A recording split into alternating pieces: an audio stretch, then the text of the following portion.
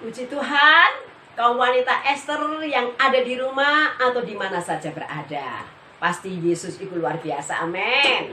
Nah, musim-musim sekarang adalah pandemi, sehingga ibadah kaum wanita dengan cara online ya, tidak mengurangi kuasa Tuhan. Itu sebabnya kita akan mendengar suara firman Tuhan. Kita lebih dahulu akan berdoa tentunya ya, supaya firman Tuhan yang kita terima, kita telaah, kita akan menerima dengan sepenuhnya, dan tentunya dengan pertolongan Roh Kudus untuk kita bisa mengerjakan atau melakukan firman itu sendiri. Kita akan tunduk kepala, kita berdoa. Bapa kami di dalam surga, di dalam nama Tuhan kami Yesus Kristus, terima kasih waktu yang ada ya Tuhan. Biarlah kami sebagai kaum wanita Esther, Tuhan tolong campur tangan, pimpin ibadah online ini dari permulaan sampai selesai. Dan kami akan sambut firman-Mu, kami sampaikan, dan pertolongan Roh Kudus mengurapi kami semua, baik wanita di rumah masing-masing, kami semua juga. Terima kasih Tuhan, layakkan dan kuduskan kami. Di dalam nama Yesus Kristus kami terima kebenaran firman-Mu. Haleluya, amin. Puji Tuhan, kita akan mendengar suara firman Tuhan. Kita belajar bahwa firman Tuhan bertemakan bahwa peran istri dalam keluarga. Ya, kalau berbicara peran, tentunya ada fungsi, gitu ya, ada guna. Ya, nah memang kaum wanita atau istri adalah karya atau rencana Tuhan sendiri. Itu sebabnya firman Tuhan diawali dalam kitab Kejadian. Kita membaca firman Tuhan bahwa Kejadian pasal 2 ayat 18 berbunyi demikian firman Tuhan. Tuhan Allah berfirman, tidak baik kalau manusia itu seorang diri saja. Aku akan menjadikan penolong baginya yang sepadan dengan dia. Nah, ibu-ibu atau wanita Esther, kita dikatakan sebagai penolong ya, yang sepadan. Nah, penolong itu tentunya lebih kuat daripada yang kita tolong. Nah, inilah kehendak Tuhan bagi wanita. Saya ambil dua hal ya, berbicara tentang peran wanita ya, fungsi wanita di dalam keluarga. Pertama adalah wanita yang berfungsi dengan baik ya. Jadi ada dua ya. Ada juga peran wanita atau fungsi yang tidak baik dan kurang baik, gitu ya kira-kira. Nah, kita akan melihat contoh dulu yang tidak baik ya. Kalau wanita fungsi yang tidak baik, di dalam Alkitab sudah ada bahwa di kitab Ayub yang pertama itu kita membaca contoh saat Ayub dalam penderitaan, dalam pencobaan, ujian yang diizinkan oleh Allah sendiri ya, melalui iblis yang mengocok-ngocok itu ya. Sampai harta benda habis, anak-anaknya habis semuanya. Apa yang menjadi peran istri Ayub yang seharusnya untuk meneguhkan, membangun, menguatkan, tapi ini lihat sebaliknya. Kita membaca di dalam Ayub pasal yang ke-2 ayat 9. Maka berkatalah istrinya Ayub kepadanya, masih bertekunkah engkau dalam kesalehanmu?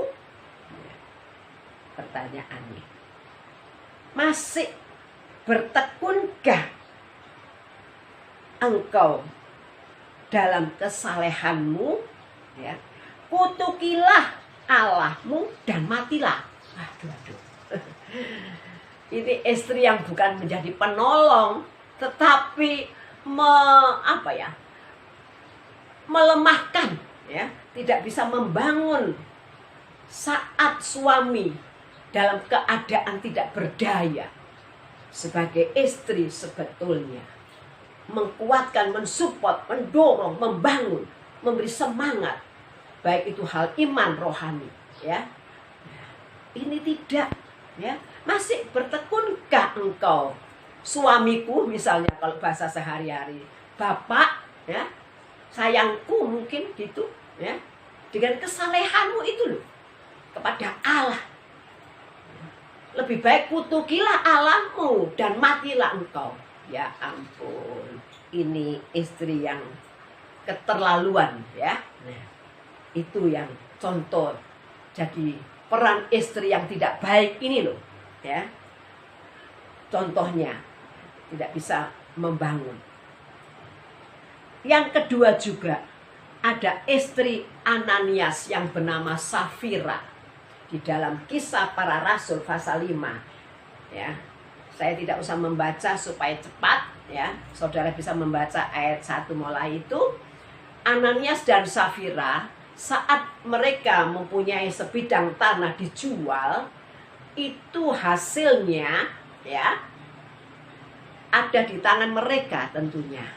Tapi waktu dia mempersembahkan hasil tanah yang dijual itu, sebagian itu disisihkan, ya, diambil sebagian. Istrinya tahu dengan mata kepala sendiri kalau suaminya itu tidak sepenuhnya diberikan kepada Tuhan melalui Bapak Pendeta Petrus atau Rasul Petrus, tetapi sebagian diambil. Lalu sisanya dibawalah kepada di bawah kaki Petrus. Ini hasil, ya, jual tanahku. Lalu Petrus berkata, kenapa Ananias kamu berbohong, mendustai Allah, mendustai Roh Kudus? Saat itu rebahlah nyawa Petrus, tidak ada lagi, mati karena mendustai Allah, mendustai Roh Kudus.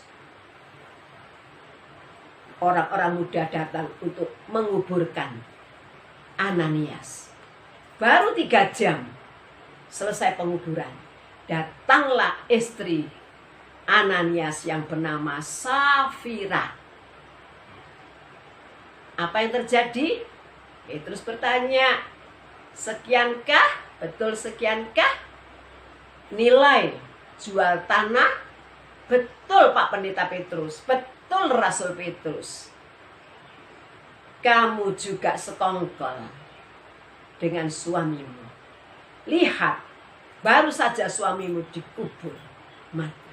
Saat itu rebahlah Safira juga. Ini kejadian istri yang tidak bisa memberikan nasihat kepada suami, ya, kompromi dengan pendustaan. Mari kita wanita-wanita, jangan sampai kita menjadi peran istri penolong, peran atau fungsinya istri dalam keluarga untuk suami, anak, mantu, cucu mungkin, dan ada mungkin saudara-saudara. Ya, itu contoh, ya.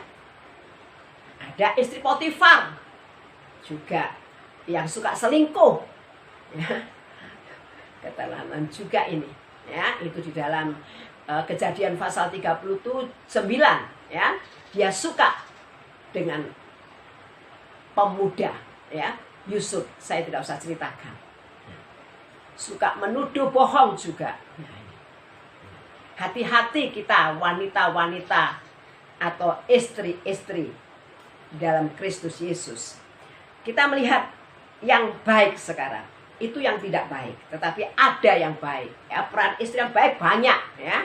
Puji Tuhan, kiranya di sini kita wanita atau peran istri adalah peran istri yang baik. Contohnya Ruth, ya. Ruth itu baik, ya.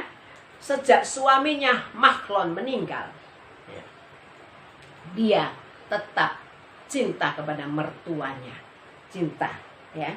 Kita membaca di dalam Rut pasal 1 ayat 16. Berbunyi demikian firman Tuhan.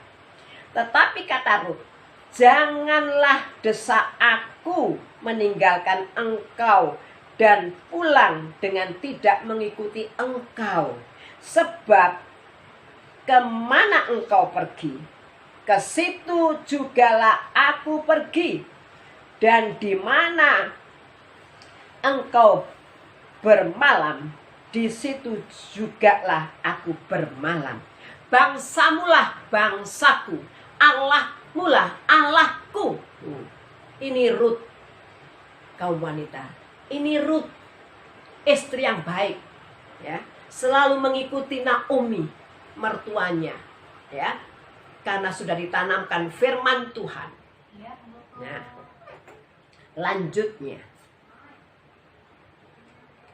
kalau untuk kita menjadi istri, peran istri yang baik, menjadi istri yang berperan, berpotensi dengan baik untuk suami kita tentunya, ya, itu menyangkut kualitas kekristenan, kerohanian kita sebagai wanita, sebagai istri.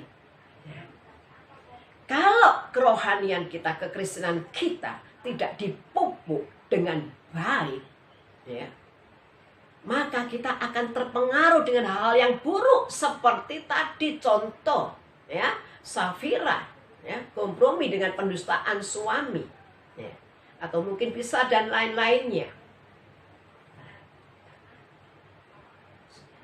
Sebab kualitas iman rohani istri itu juga sesungguhnya mempengaruhi untuk keberhasilan atau kegagalan daripada suami kita.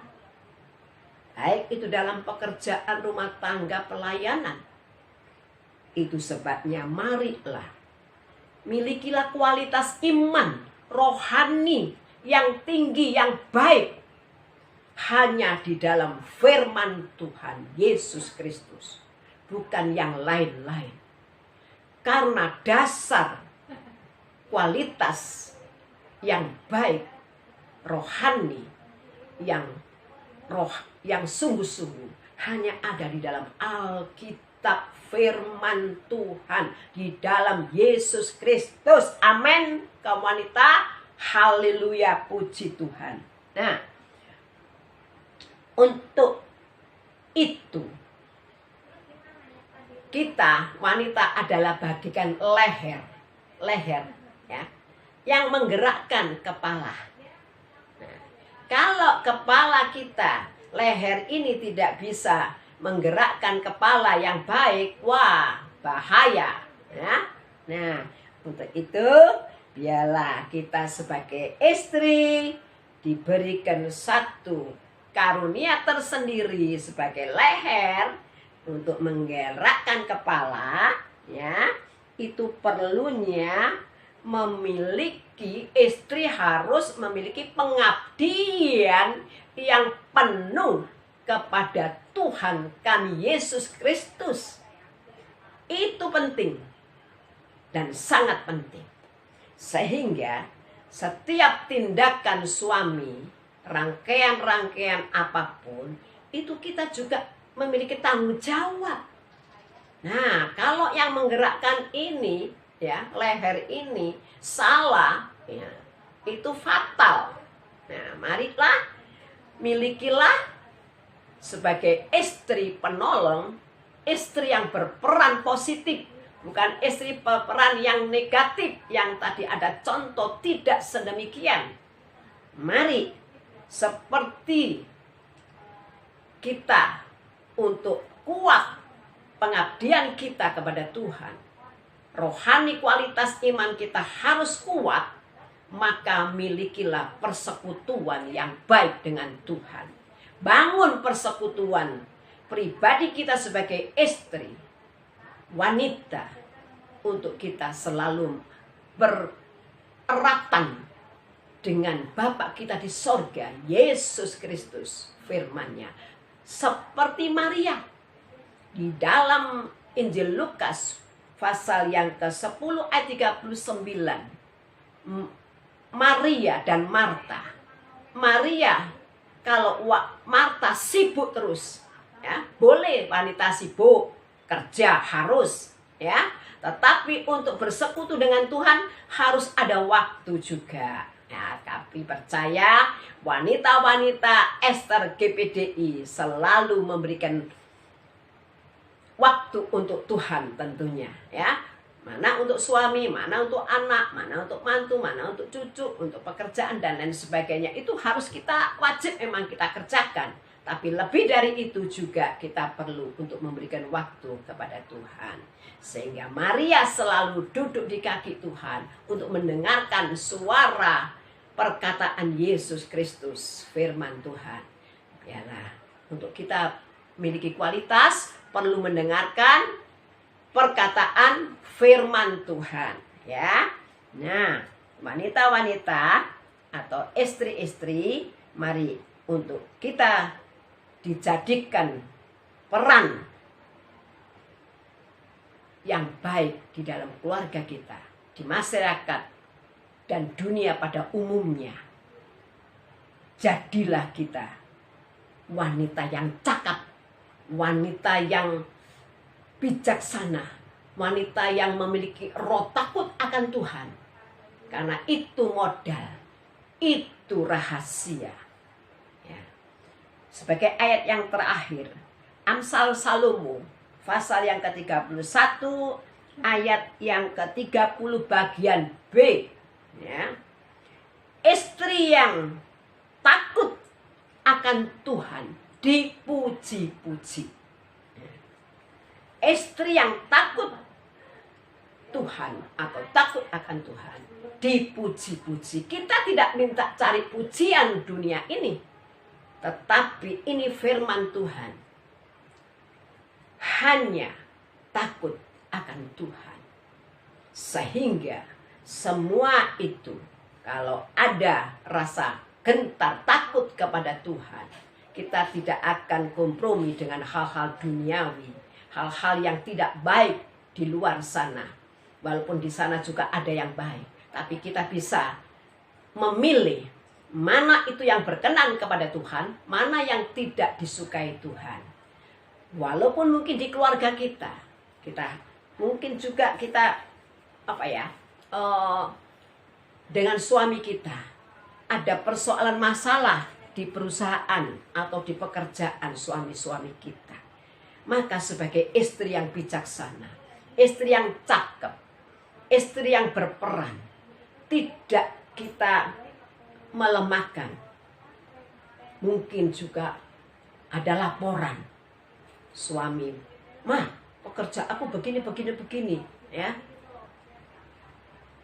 Dek, sayangku, ya, aku tadi lagi meeting, lagi di kantor, lagi apa saja, ya. Ada yang melawan, ada yang seolah-olah merendahkan, ya, tidak suka dengan keputusanku ini dan lain sebagainya. Ada banyak mungkin hal-hal yang lain. Tapi sebagai istri, pengaduan itu biarlah kita bisa mendinginkan hati suami-suami kita. Ya, sudahlah Pak, ya, kita maklumi, kita serahkan kepada Tuhan, ya, kita berdoa, jangan sampai membuat kita tidak nyaman, ya, hati kita nggak damai, ya, nggak sejahtera, nggak happy. Nah, kita istri penolong mendinginkan, tidak menambahi beban suami kita, tidak menambahi beban anak, mantu atau cucu kita. Ada mungkin di sekolah anak-anak kita, apalagi yang sudah besar-besar, sudah dewasa, ya, sudah kuliah dan lain sebagainya, ya. Pengaduan-pengaduan mungkin yang negatif, mari kita jangan tanggapi dengan lalu negatif, tetapi kita minta hikmat sama Tuhan sehingga semuanya dapat terselesaikan dengan damai sejahtera. Tidak tambah besar, tetapi masalah yang besar dikecilkan, masalah kecil dihapus, Syukur-syukur masalah besar cepat dihapus sama sekali.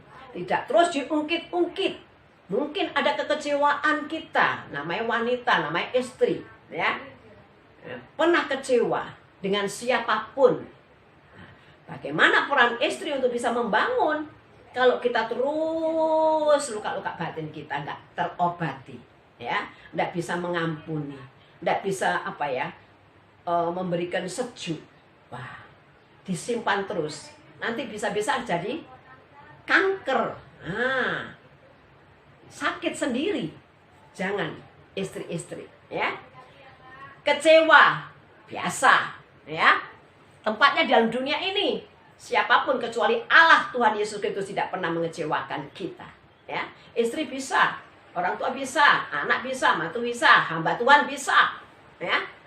Kadang kalah kelalaian dan sebagainya. Kami pun mungkin saudara-saudaraku, saudara merasa kecewa dengan pelayanan saya, pelayanan pastori dan sebagainya.